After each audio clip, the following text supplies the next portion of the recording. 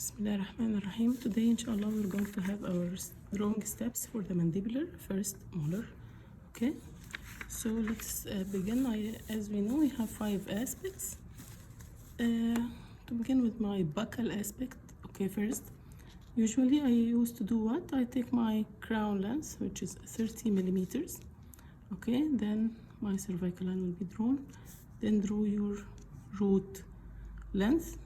Measure 56 millimeters. Again, it means 5 large cubes, 10, 20, 30, 40, 50.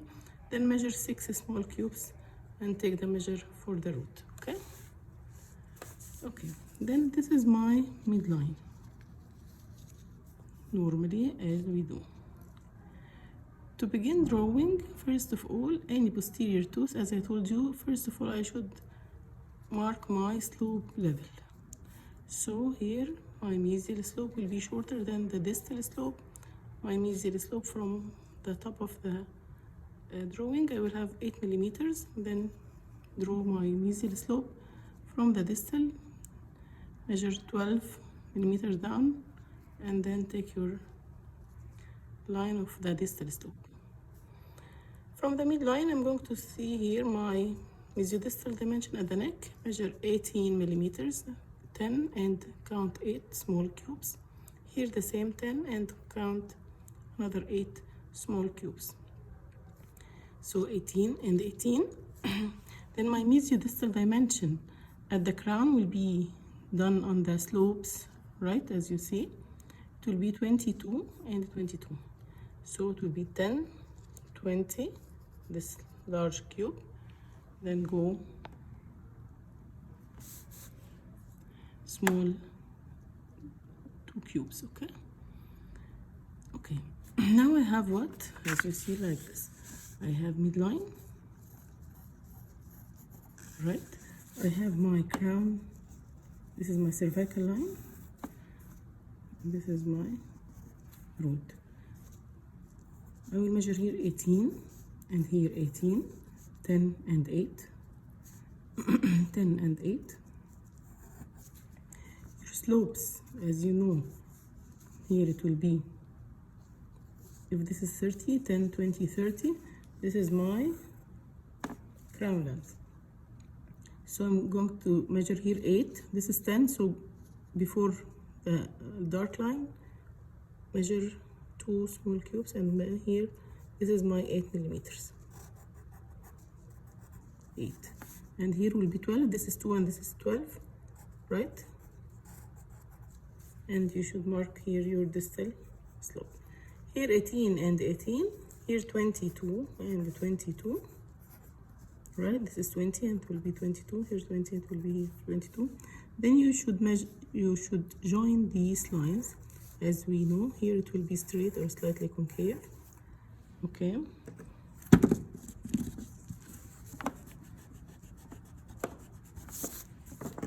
Make it like this. Here will be slightly convex like this till the contact area. As you know, from the contact area I make the lines rounded. Okay, I will remove these lines to see well. This is my 8 millimeter for the mesial slope. Okay, so here this distance. Now I am in a molar. First molar have 3 buccal cusps and 2 lingual cusps. If I'm going to see it, I will find my buccal surface containing 3 buccal cusps, okay, and 2 lingual cusps. This is the buccal side, okay? So, how can I divide these 3 cusps? No more, but in the premolars I used to do 1 cusp here in the middle. Now I have 3 cusps in the buccal. To divide these 3 cusps, I should make specific measurements for them. Okay, how? My mesiobuccal cusp will be the largest cusp, the largest. So I will put my groove. If you see here, I have mesiobuccal groove and this 2 buccal groove separating the 3 cusps. So to put my mesiobuccal groove, I should put it where? if this is the midline, as you see, this is my midline. I can't, of course, put the mesiobuccal groove here. This means that the mesiobuccal cusp have half of the crown width. No, before the midline was 3 or 4 millimeters, you can put, of course, in the carving to be 1 milli. Here it will be about 4 millimeters. And put here, and this is the midline. Count 1, 2, 3, 4, and put your mesiobuccal groove to determine the size of the mesiobuccal cusp. So the remaining area will be divided into 2 cusps. As you see, the remaining area will be divided into 2 cusps. This is my mesiobuccal cusp, right? This is my distobuccal cusp, and this is my distal cusp. Okay? Mesiobuccal is the largest, so before midline I measure about 4 millimeters and put the mark. Then the remaining distance will be divided 2/3 for the distobuccal, 1/3 for the distal. Yani, if I come here, this is my distance. Okay, I will find here that 2/3 of the remaining crown width will go for what? For the distobuccal. This is my mesiobuccal. My distobuccal, it will have 2/3. You can count these cubes, then measure your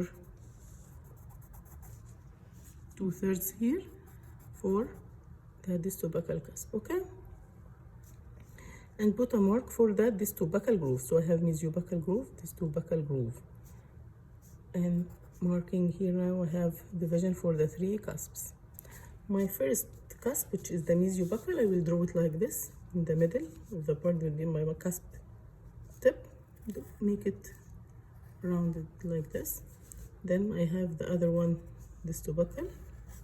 Okay, then my distal cusp, and will be the sharpest cusp here, not the most pointed one. Okay, so I draw now the 3 cusps with the 3 different sizes. What about these grooves? If you see here, my mesiobuccal groove is straightforward, vertically aligned, and it ends in the middle of the crown.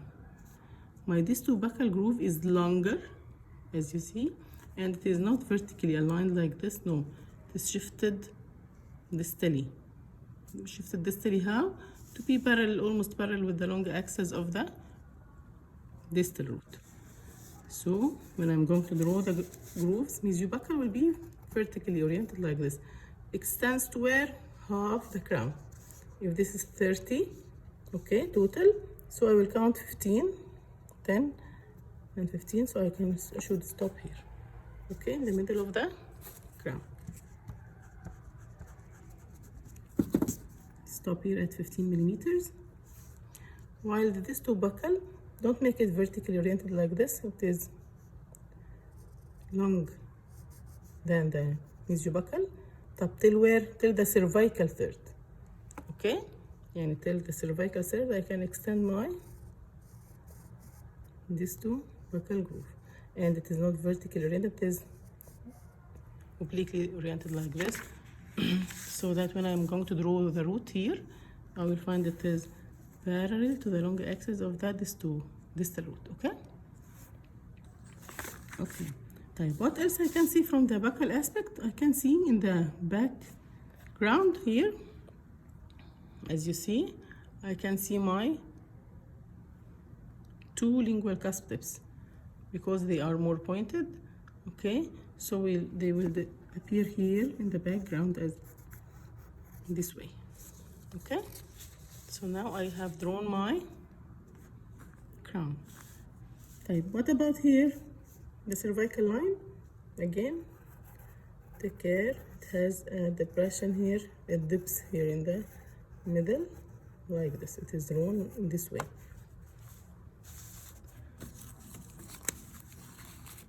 Has a indentation here like this. This my elevation, which is the cervical ridge. Above the cervical ridge elevation, I will find what? I will find a depression here above this cervical ridge, right? So concerning the roots, I have how many roots in the mandibular molar? Generally, I have 2 roots, not 3 like the upper. Okay, one of them is mesial root and one will be distal root. It is broad from the sides as you see, but from the buccal aspect I can see them much narrower. Okay, so now I have two roots, mesial root and distal root. The mesial root is curved as you see. The distal root is more straight till the apical third. Then I will go with the distal root straight like this till the apical third, and in the apical third I'm going to make it shifted outside like this.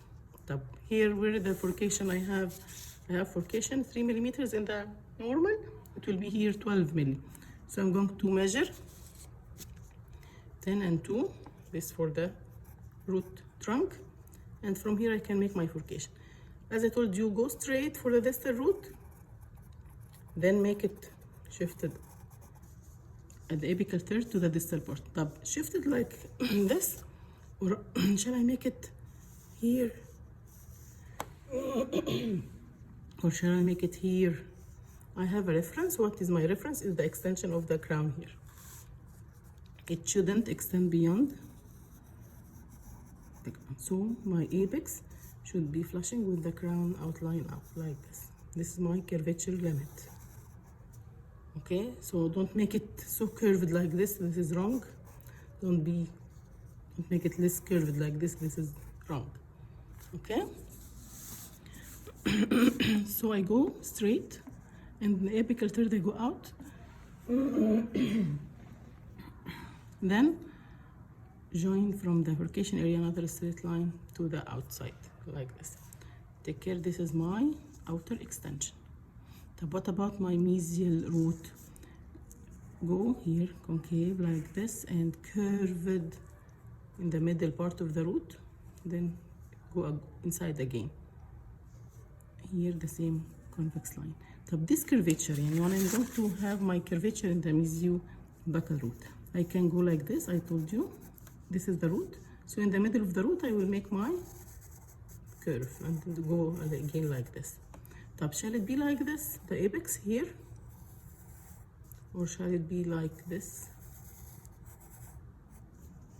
or more curved like this? Which one? The mesial root apex should be, if I have a line here with the mesiobuccal cusp, this is my mesiobuccal cusp tip, right?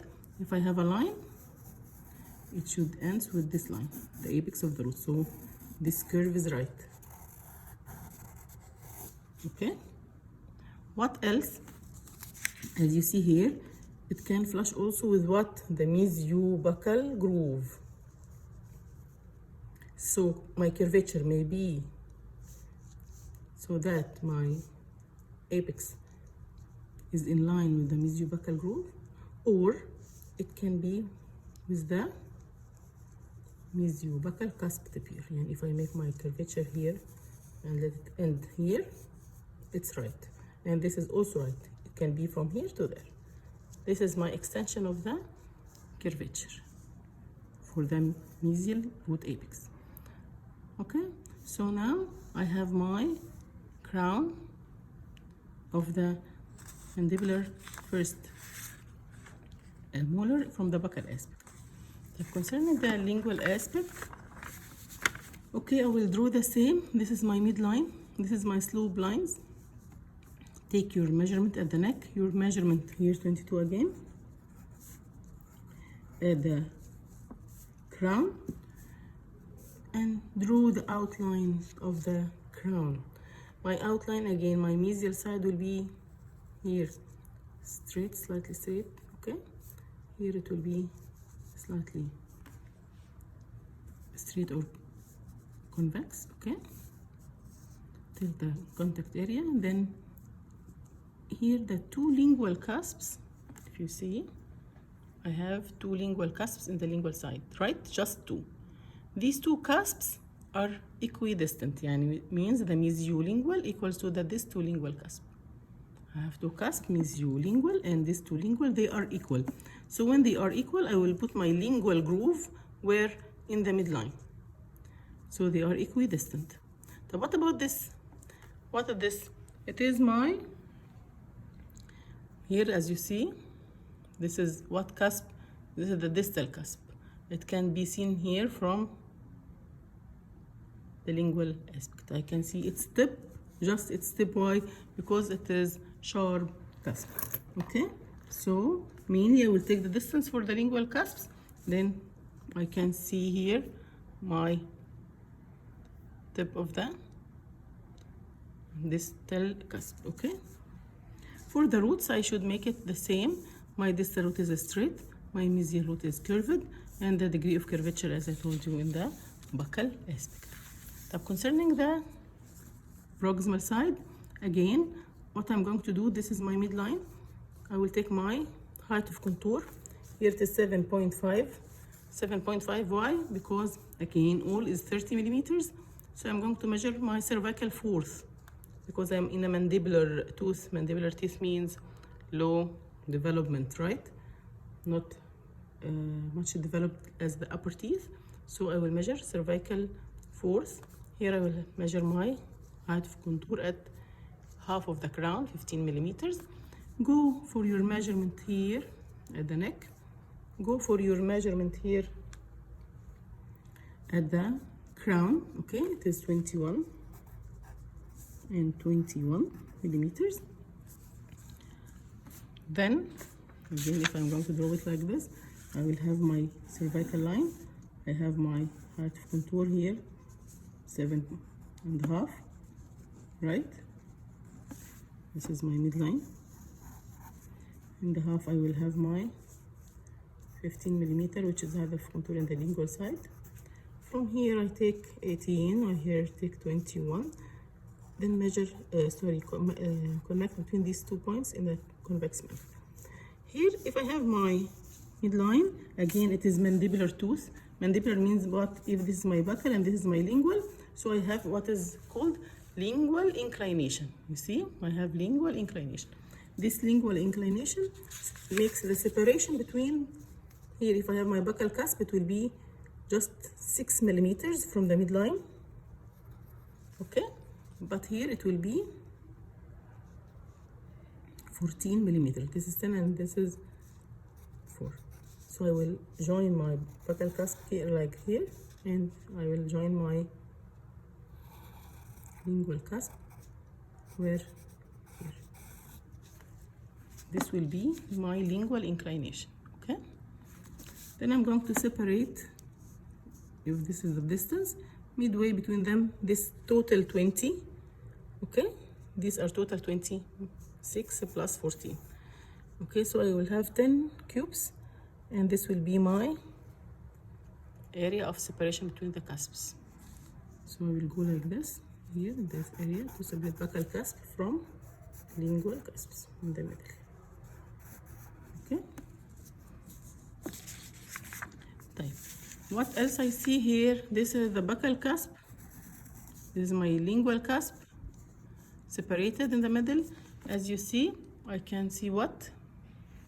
This buccal cusp, this is the lingual cusp, but then I have my marginal ridge.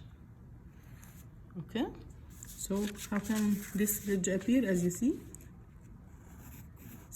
like that, it appears curving toward the cervical line. Okay, here don't forget that when I'm drawing my cervical line, it is not at the same level, it is higher toward the lingual side. As we said in the theoretical part, it is not straight, no, it slants upward like this, you see. Then go for the root, tapering like this till you reach the apex.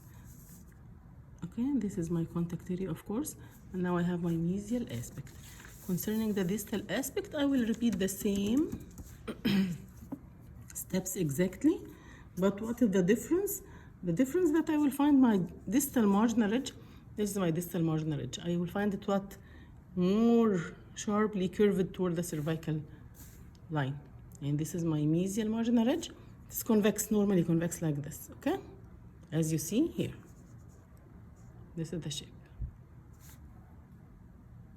Right? Now what about the distal side? If I return this like that, I will find what? I found here, I will find sharp curve of the distal marginal ridge. What else? I can see also from this side my distal cusp, right? Because it is short, I can see it here from this aspect. And I'll see this line. What is this line? It is my distobuccal groove, okay? And this is my distal cusp, okay? Okay. Concerning the occlusal side, as you see, mandibular molars have what? Has wider this mesiodistal dimension than the bacolingual dimension. So I'm going to draw two lines. One of them will be horizontally like this, and the other will be vertically like this. Mesiodistal greater than the bacolingual. Then I'm going to have my mesial and distal outlines. Again, they are not parallel. I have lingual convergency, so the lingual, this is the lingual, so they must be narrow toward the lingual side. Here, go for the buccal aspect. Divide these surface into 3 cusps. I have 3 cusps buccally, right? So how can I divide them? Again, if this is the midline, before the midline I will put my mesiobuccal groove. Here, the distance, I will divide it 2/3 and 1/3 like this. Okay, and go for this groove. Here, midway, draw your mesiobuccal cusp. Then will be the distobuccal cusp, less curved. And here I have this one, sharpest cusp, which is the distal cusp. Then what about the lingual? I have 2 equal lingual cusps, right? So now I can make here, this is the mesiobuccal groove, this is the distobuccal groove. Mesiobuccal groove meet the central groove. Distobuccal groove also meet the central groove, and this is my lingual groove separating the 2 equal lingual cusps. As you see, they are 2. So I have 2 lingual cusps here, separated by my lingual groove. I can now remove my lines here in the middle. I have my mesial marginal ridge, distal marginal ridge as usual.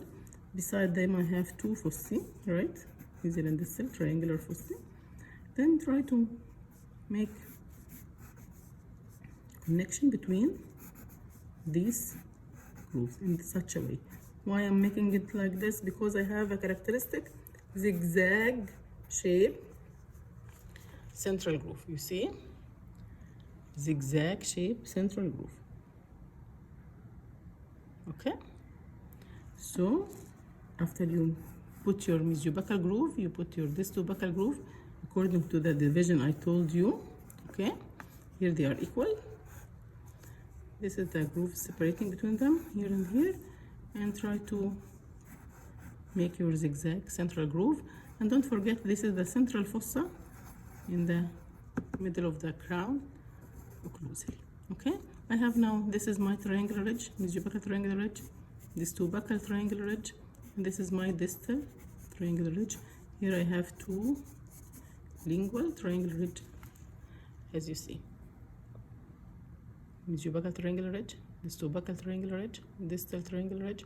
Then I have my triangular fossa here and here. Then these are my 2 lingual triangular ridges, and this is my central fossa. Okay?